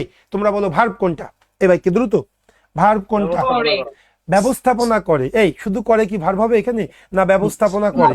আচ্ছা, কে ব্যবস্থাপনা করে, ব্যাংক, এটা সাবজেক্ট, তাহলে ব্যাংক ব্যবস্থাপনা করে, ব্যাস আমি সাবজেক্ট পাইছি, ভার্ব পাইছি, তাহলে কি হবে বলো ভাই, banks manage, MANAGE, banks manage, manage করে, কি ম্যানেজ করে, কি ম্যানেজ করে, ঝুঁকি, ঝুঁকি ম্যানেজ করে, ব্যাংক ঝুঁকি ব্যবস্থাপনা করে, তাহলে bank manage risk, bank manage risk, bank risk গুলা ম্যানেজ করে কিভাবে, একটি সুনির্দিষ্ট নীতি কাঠামোর আওতায়, আওতায় কি বলবো বল, আওতায় ইংলিশ আন্ডার, আসতে, আন্ডার একটি সুনির্দিষ্ট নীতি কাঠামো, আন্ডার আ সুনির্দিষ্ট কি হবে, স্পেসিফিক, আন্ডার আ স্পেসিফিক নীতি কাঠামো, ফ্রেমওয়ার্ক, পলিসি ফ্রেমওয়ার্ক, নীতি পলিসি কাঠামো framework, banks manage risk under a specific policy framework, policy framework, ব্যাস। The banks manage risks under a specific policy framework. Clear হয়েছে কিনা কথা বলো? স্যার ওকে, আপনার এত কথা বলেন কিভাবে? আচ্ছা আপনারা, আচ্ছা দ্যাটস গ্রেট স্যার। সবাই কথা বললে বুঝতে সমস্যা হয়, এই সবাই বলো না কথা। আসো এরপরে চলে যাই, পরে কি বলতেছে সবাই একটু শোনো। আমানতকারীর স্বার্থ সংরক্ষণের জন্য এটি জরুরি। এখন বলো এই বাক্যে ভার্ব কোনটা? আমানতকারীর স্বার্থ সংরক্ষণের জন্য এটি হয় জরুরি। ইট is important, it is crucial, it is necessary. আগে এটা, এটি হয় জরুরি, তাহলে কি বলবো ভাই? ইট ইজ এসেনশিয়াল বা ইট is necessary. NECESSARY, it is essential. কিসের জন্য? আমানতকারী স্বার্থ সংরক্ষণের জন্য। ফর, এই সংরক্ষণ করে ইংলিশ কি? প্রোটেক্ট। ফর কি প্রোটেক্ট হবে না প্রোটেক্টিং হবে? কথা বলো।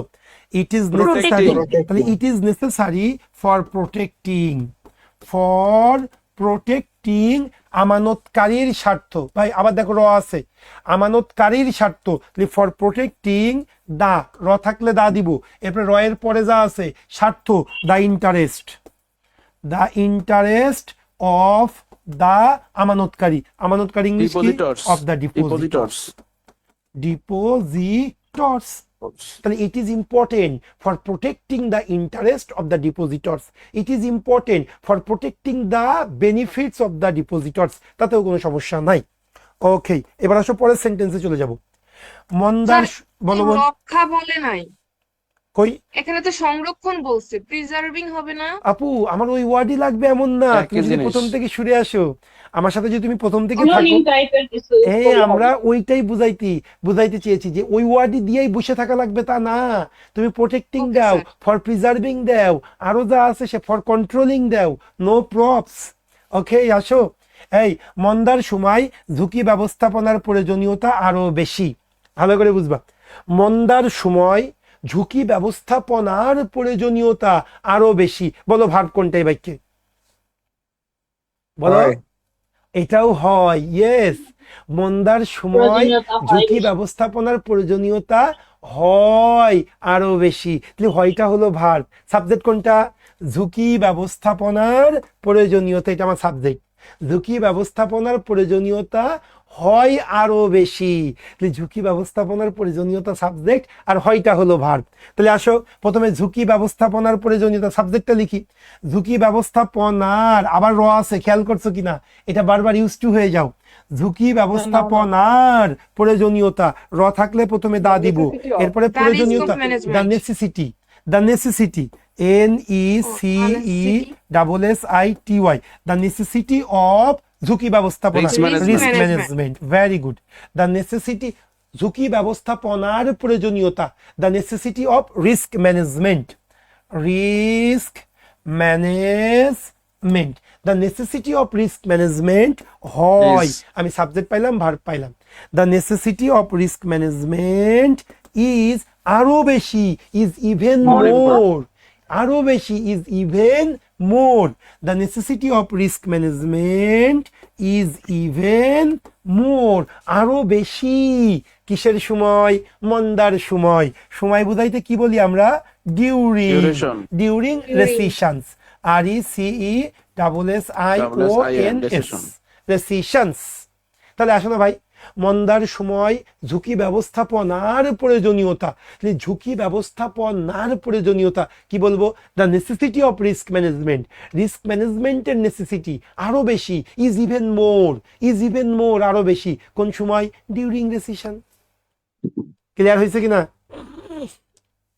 ওকে, এবার আসো পরেরটা কি বলতেছে এ ব্যাপারে। রেসিশন না দিয়ে স্যার অন্য কিছু দেওয়া যায় না দাও তুমি। ডিউরিং ডাউন টার্ন হয়, ডাউন টার্ন মানেও মন্দা, রেসিশন মানে মন্দা, ডাউন টার্ন মানে মন্দা। ডিউরিং ইকোনমিক, কি বলতে পারি, ব্যাড তো একটু খারাপ শোনাই, মানে আমরা ইকোনমিক্স পড়ছি তো, আমরা হ্যাঁ হ্যাঁ হইতে পারে ইকোনমিক স্ট্যাগনেশন, কোনো সমস্যা নেই স্যার, তোমার মতো করে। আচ্ছা আসো তাহলে আমরা এখন পরের সেন্টেন্সে চলে যাব। পরের সেন্টেন্সটা কি বলতেছে সেটা আমরা একটু দেখি। ওকে মাই ডিয়ার, এখন আসো আমরা পরের সেন্টেন্সটা। এ ব্যাপারে ব্যাংক ব্যবস্থাপনার দায়িত্ব সর্বাধিক। এ ব্যাপারে মানে কি? In this regard, in this matter, okay, এ ব্যাপারে। এবার আসো, ব্যাংক ব্যবস্থাপনার দায়িত্ব হয় সর্বাধিক। তাহলে এ ব্যাপারে, এটা আলাদা একটা ওয়ার্ড। এখানে সাবজেক্ট কোনটা? ব্যাংক ব্যবস্থাপনার দায়িত্ব। আর ভার্ব কোনটা? হয় সর্বাধিক। ক্লিয়ার করতে পারছি কিনা? জি স্যার। ওকে, তাহলে এখন আসো, এ ব্যাপার ইংলিশটা প্রথমেই লিখলাম। এই এ ব্যাপার ইংলিশটা কি হবে একটু বলো না? এ ব্যাপার ইংলিশটা in this regard, in this regard, comma লিখলাম, ইন দিস রিগার্ড, এ ব্যাপারে। এবার আসো, ব্যাংক ব্যবস্থাপনার দায়িত্ব হয় সর্বাধিক। প্রথমে সাবজেক্ট কি লিখবো? ব্যাংক ব্যবস্থাপনার দায়িত্ব। সাবজেক্ট কি হবে বলো? না পারলে কিন্তু মার্কার সিলে মারবো। আচ্ছা, আসো, ইয়েস, ভেরি গুড। ব্যাংক ব্যবস্থাপনার দায়িত্ব, র থাকলেই দা লিখবো। ইন দিস রিগার্ড, এরপরে কমা দিলাম, এরপরে দা লিখলাম। র এরপরে কি আছে? দায়িত্ব, the responsibility, the responsibility of bank management, bank ব্যবস্থাপনা, bank management, management. In this regard, এই বিষয়ে বা এই ব্যাপারে ব্যাংক ব্যবস্থাপনার দায়িত্ব, the responsibility of the bank management হয় সর্বাধিক। কি বলবো বলো?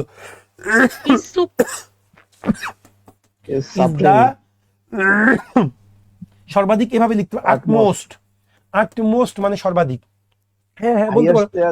হ্যাঁ, কি বুঝি নাই? Is the highest. হ্যাঁ, highest, nice nice. Is highest, is the highest, কোনো সমস্যা নেই। In this regard, the responsibility of bank management is the highest, কোনো সমস্যা নেই। ওকে, বা the responsibility of bank management is the utmost, যদি কারো জানা থাকে দিয়ে দাও, কোনো সমস্যা নেই। নাইস। এবার আসো, এর নজরদারি করবে ব্যাংকের পরিচালনা পর্ষদ। এর নজরদারি করবে ব্যাংকের পরিচালনা পর্ষদ, মানে সাবজেক্ট কোনটা? তাড়াতাড়ি বলো। ব্যাংকের পরিচালনা পর্ষদ।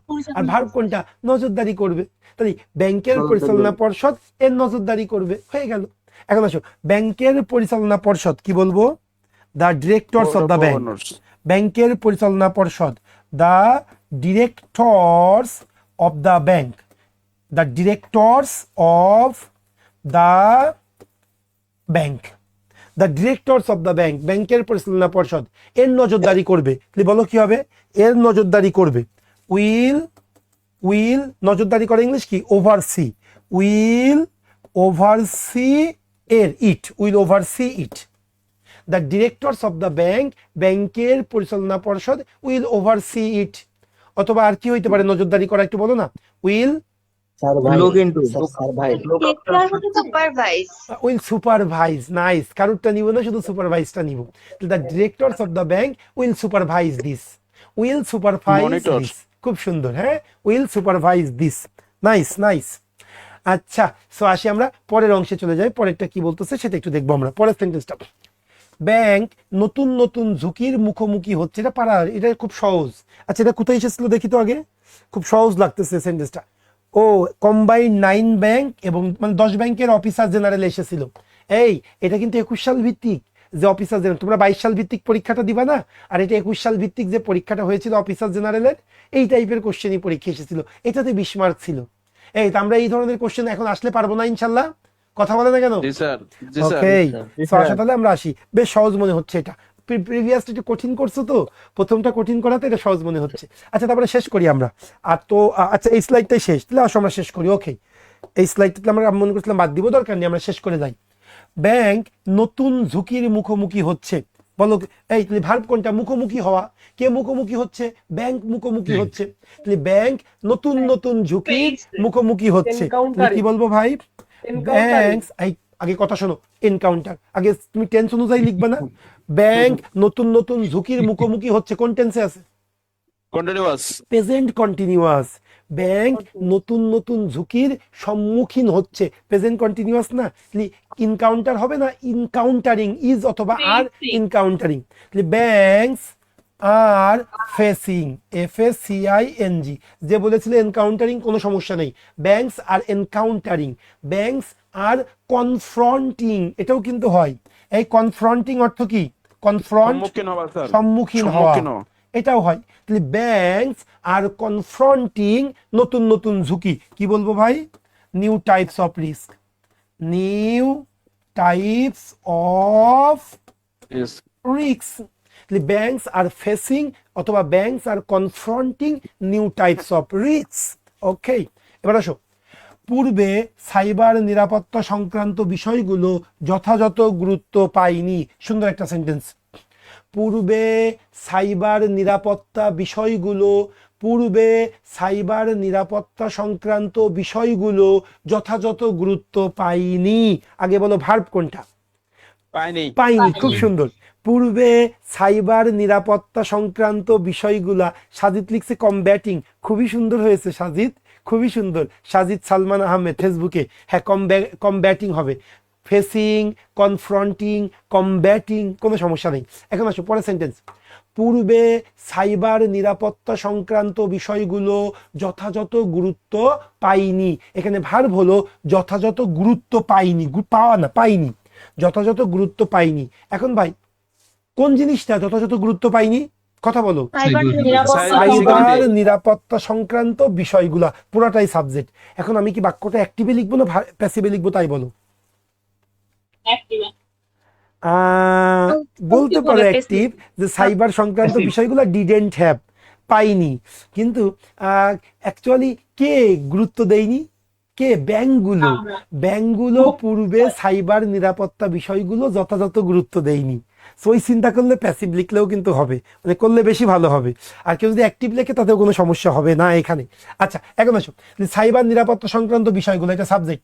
এই সংক্রান্ত হইলেই কি বলি জানো আমরা? রিলেটেড, সাইবার নিরাপত্তা রিলেটেড ইস্যুস। তাহলে কি লিখবো? Cyber security related issues.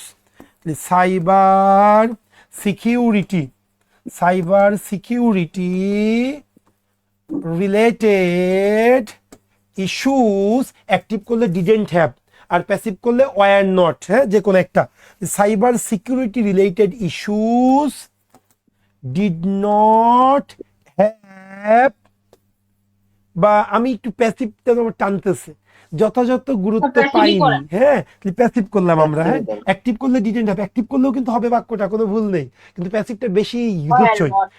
Cyber security related issues পাইনি, were not got, were not got. এই পাস্ট ইনডিফিনিটের প্যাসিভ কি? ওয়াজ, ওয়ার প্লাস ভার্বের 3 number form, get, got, got. তাহলে cyber security related issues were not got. Cyber সংক্রান্ত, cyber নিরাপত্তা সংক্রান্ত বিষয়গুলো পাইনি। কি পাইনি? যথাযথ গুরুত্ব, ডিউ ইম্পর্টেন্স, যথাযথ অ্যাপ্রোপ্রিয়েট ইম্পর্টেন্স অথবা due importance. Were not got, যথাযথ English due importance, due importance. কেউ যদি লেখে অ্যাডিকুয়েট ইম্পর্টেন্স, কোনো সমস্যা নেই। এই অ্যাডিকুয়েট অর্থ কি? অ্যাডিকুয়েট, পর্যাপ্ত। এভাবে লিখতে পারি না? Cyber security related issues were not goat adequate importance. কখন? পূর্বে, in the past. Very good, in the past. The cyber security related issues were not got due importance in the past. অতীতে cyber security related issues গুলা যথাযথ গুরুত্ব পাইনি। ওকে, সেটা একটু সুন্দর ছিল, সেন্টেন্সটা ভালো লাগছে বেশ করে। আচ্ছা, মুছে ফেললাম, নাহলে অন্যগুলা খুব ইজি মনে হচ্ছিল। আচ্ছা, আরো একটা সেন্টেন্স আমাদের বাকি আছে, আমরা সেই সেন্টেন্সে চলে যাব। হ্যাঁ, লাস্ট সেন্টেন্স আমাদের। আচ্ছা, কি আছে বলো? সময়ের সাথে সাথে, সময়ের সাথে সাথে এ ধরনের ঝুঁকি মোকাবেলায় মনোযোগী হয়ে উঠতেছে ব্যাংকগুলো। সময়ের সাথে সাথে এ ধরনের ঝুঁকি মোকাবেলায় মনোযোগী হয়ে উঠতেছে ব্যাংকগুলো। কেউ কি বলবে সময়ের সাথে সাথে কি হইতে পারে ইংলিশে? With the passage of time. Very good. I keep pace with হয়নি। শোনো, সময়ের সাথে সাথে আমরা with the passage of the time অথবা ওভার টাইম, এতটুকু বললেই হয়। সময়ের সাথে সাথে with the passage of time অথবা ওভার টাইম, যে কোনো একটা বললেই হবে। আচ্ছা, সময়ের সাথে সাথে এ ধরনের ঝুঁকি মোকাবেলায় মনোযোগী হয়ে উঠেছে ব্যাংকগুলো। তাহলে আমরা সাবজেক্ট কোনটা দিব? ব্যাংকগুলো। ভার্ব কোনটা? হয়ে উঠেছে, হয়ে উঠেছে। হ্যাঁ, এটা আমার ভার্ব। তাহলে আসো, সময়ের সাথে সাথে with the passage of time অথবা ওভার টাইম। হ্যাঁ, সময়ের সাথে সাথে with the passage of time, comma, অথবা over time simply. With the passage of time, এবার আসো, এ ধরনের ঝুঁকি মোকাবেলায় মনোযোগী হয়ে উঠেছে ব্যাংকগুলো। তাহলে ব্যাংকগুলো মনোযোগী হয়ে উঠেছে, তাহলে ব্যাংকস এই মনোযোগী হয়ে উঠেছে, কি হবে বলো? Has become attentive. Nice nice. Banks যেহেতু প্লুরাল দিয়েছে, হ্যাভ দাও, ব্যাংকস Have become হ্যাভ হবে। জি, স্যার। বিকাম, ভাই এটা কিন্তু অনেকে পারে না, প্রেজেন্ট পারফেক্ট এটা, মনোযোগী হয়ে উঠেছে, উঠেছে। Have become, very good. With the passage of time banks have become, banks হয়ে উঠেছে, কি হয়ে উঠেছে? মনোযোগী, মোর কেয়ারফুল, মোর, আর কি বলতে পারি, concentrated. Banks have become more concentrated, কোনো সমস্যা নেই। Banks have become more watchful, কোনো সমস্যা নেই। অ্যাটেন্টিভ, বেশি সুন্দর। Banks have become more sir উডসে লেখা আছে স্যার। ওকে, তাহলে ব্যাংকস হ্যাভ বিকাম, কি বললা বলো? ব্যাংকস কি কন্টিনিউয়াস টেন্সে আছে না স্যার? মনোযোগী স্যার হয়ে লেখা আছে না, উঠছে স্যার, উঠছে মানে মনোযোগী হয়ে উঠছে। এখন তুমি শুরু থেকে এখন যদি এই কথা বলো তাহলে তোমার সুইসাইড করা উচিত। এই আমি বললাম না যে যা আছে তাই আমাকে লেখা যাবে না, তুমি শুরু থেকে ছিলা কিনা। এখন মনোযোগী হয়ে উঠছে মানে কি ঘুম থেকে চোখ জ্বলতে জ্বলতে উঠছে, এমন বুঝাচ্ছে নাকি? না, এটা ভাবানুবাদ। ওকে, তোমারটা হয়ে উঠছে বললেও কোনো সমস্যা নেই। Banks have started more watchful, এটাও কিন্তু হয়। Banks have started more careful, কোনো সমস্যা নেই। হ্যাঁ, banks have started becoming careful. আচ্ছা, banks have become more attentive, ATTENTIV, more attentive, অ্যাটেন্টিভের পরে টু বসে, কি করতে? এই ধরনের ঝুঁকি মোকাবেলা করতে, two To overcome this type of risk. To overcome this to type of overcome risk. this type of risk, to face this types of risk, to confront these types of risk, কোনো সমস্যা নেই। তাহলে banks have become more careful two, কি বললা, overcome. Okay, to overcome these Type of risk. types of risks, কোনো সমস্যা নেই। ওকে, banks have become more attentive, banks have become more careful to overcome these types of risks, to confront these types of risk. Clear? এই these types of risk অথবা এটা these, হ্যাঁ manage, কোনো সমস্যা নেই ভাই। this type of risk মনে আছে তো, শিখাইছিলাম MCQ তে, জি স্যার। টাইপ হইলে রিস্ক হবে, টাইপ হইলে রিস্ক হবে। হ্যাঁ, গুড। সিঙ্গুলার হলে সবগুলো সিঙ্গুলার, প্লুরাল হলে সবগুলো প্লুরাল। ওকে, এই ছিল আমাদের বাংলা থেকে ইংলিশ যে ট্রান্সলেশনটা, বাংলা থেকে ইংলিশ ট্রান্সলেশন ক্লাসটা আমরা করলাম। আমি এই কথা বলো না, আমি যদি বলি ভাই ট্রান্সলেশনটা খুবই সহজ, এবং তুমি বিশ্বাস করো ট্রান্সলেশনে 40-এর মধ্যে ইজিলি 34-35 পাওয়া যায়। তোমাদের মানে অ্যাবাভ 32, 16 32 পাওয়া কোনো মানে প্রেশারই নেওয়া লাগবে না, অবশ্যই তোমরা 16 পাবা 20-এর মধ্যে, আর 40-এর মধ্যে 32 পাবা। একটু এইভাবে যাবা ভাই। তোমরা ট্রান্সলেশন করার সময় বেশিরভাগ স্টুডেন্টদের দেখি তারা শুধু গ্রামার নিয়ে পাগল হয়ে যায়। ভাই শুধু গ্রামার নিয়ে পাগল হইলে তো হবে না, ট্রান্সলেশনের মধ্যেও যদি তুমি গ্রামার নিয়ে বেশি চিন্তা করো, তুমি তাড়াতাড়ি লিখবা কি করে? 2 ঘন্টার মধ্যে তোমাদেরকে 8টা টপিক লিখতে হবে, একটা বাংলা এসে, একটা ইংলিশ এসে, একটা আর্গুমেন্টেটিভ রাইটিং, একটা বাংলা থেকে ইংলিশ ট্রান্সলেশন, ইংলিশ থেকে বাংলা ট্রান্সলেশন, 15টা হলো জেনারেল নলেজ, এরপরে 5টা ম্যাথ, এরপরে হলো একটা কম্প্রিহেনশন। এত কিছু তুমি যদি 2 ঘন্টার মধ্যে লিখতে চাও, তুমি যদি এক ট্রান্সলেশন নিয়ে পড়ে থাকো, তাহলে তো তোমার জব হবে না। এই জন্য বলি ভাই, যেভাবে আমি বললাম এটাতে তোমরা অনেক ভালো কমফোর্ট ফিল করবা যদি নিজেরা বাসায় 100 লাইন প্র্যাকটিস করো। ভাই আমি তো তোমাদের আজকে 2টা ট্রান্সলেশন করালাম, নেক্সট দিন আর 2টা ট্রান্সলেশন করাবো, আরো 2টা বাংলা থেকে ইংলিশ ট্রান্সলেশন করাবো, আর 2টা ইংলিশ থেকে বাংলা ট্রান্সলেশন করাবো। এরপরে কিন্তু আর করাচ্ছি না, কিন্তু নিজেকে প্র্যাকটিস করতে হবে। আর আমাদের রেগুলার ক্লাসে তো ট্রান্সলেশন হয়ই, সেই জন্য বলবো ট্রান্সলেশন বিষয়টা এটা অনেক কঠিন করে মানে অনেকে উপস্থাপন করে, কিন্তু না ভাই, অনেকে এটা কঠিন কিছু না। আমরা একটু যে ওয়ে অ্যাপ্রোচ তোমাদেরকে দিব, এই অ্যাপ্রোচে যদি তোমরা একটু প্র্যাকটিস করো, অনেক ভালো করতে পারবে। স্যার কিভাবে ইংরেজিতে রাইটিংয়ে ভালো করা যায়, আমি আবারও বলতেছি, আমাদের প্রিমিয়াম রিটেন ব্যাচটা অসাধারণ একটা ব্যাচ, তুমি ওই ব্যাচে আসতে পারো। তোমার ফ্রি হ্যান্ড রাইটিং এত চমৎকার হবে ইনশাল্লাহ, এটা আমি গ্যারান্টি দিচ্ছি। ব্যাচটা অনেক ভালো। হ্যাঁ ভাইয়া বলো।